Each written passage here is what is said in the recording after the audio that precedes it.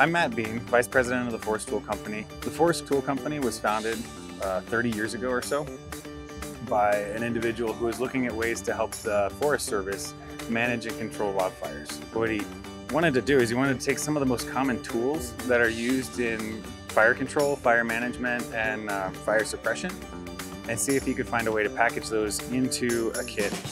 So what he came up with here is this Max multi-purpose toolkit, which combines 5 attachments with an axe head to give you basically an 8-in-1 tool combination. Now all of these pieces together come out to about 12.5 pounds, and it all packs down into this 1/4 carrying case into a nice, easy to handle package.